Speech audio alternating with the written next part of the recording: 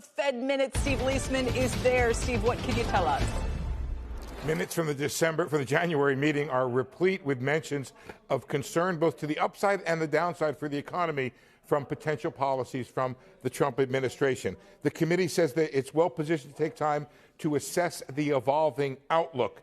The Fed wants to see further inflation progress before making additional adjustments to the funds target as long as the economy remains near maximum employment. Quote, there's a high degree of uncertainty made it appropriate for the committee to take a careful approach. Trade and immigration policies were cited as having, quote, the potential to hinder the disinflation process. Business contacts were telling the Fed they, quote, would attempt to pass on to consumers higher input costs arising from potential tariffs. They were also reporting an increase in uncertainty generally from changes coming to federal government policies. However, they were also expressing optimism in the economic outlook for the potential easing of government regulations and tax policy. So both upside and downside potential effects seen by the Fed from their business contacts about changes in policy. Some were concerned it may be difficult to distinguish, this is a line we've heard before, to distinguish between persistent and temporary policy changes from new government policies, as in changes to the inflation rate. More favorable regulatory environment was seen as an upside risk for growth. Now, here's the key here. Many still wanted additional evidence of continued disinflation to support the view that inflation was headed towards the 2% target. Inflation was still expected to head there, but progress was seen as potentially uneven. They cited easing nominal wage growth, anchored inflation expectations, and also reduced pricing power.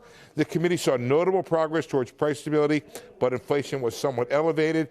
A few noting the Fed funds rate, quote, may not be far above its neutral level. Guys, I'll leave it there for now, but there's a lot to digest here.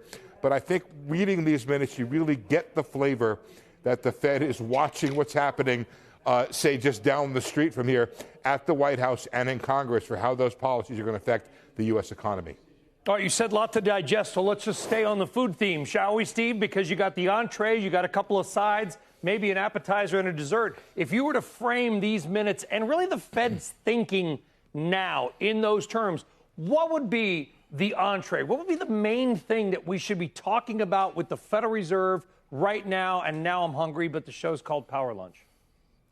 You know, Brian, it's interesting, and I'm thinking about this on the fly now. You always ask these interesting questions here.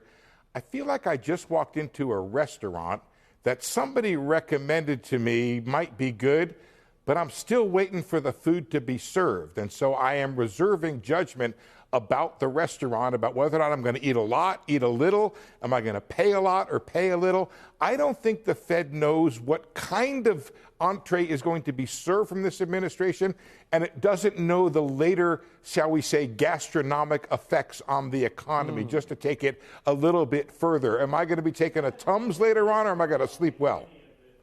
I like that. I like the idea that we you might set me up for it, my friend. We might have a little inflation indigestion, as they would say.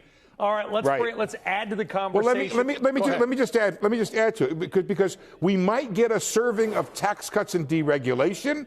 We might get a serving of just tariffs. We might get servings of all of it. It could be like one of those Thanksgiving dinners, or it could be, I don't know, maybe just a bite on the road.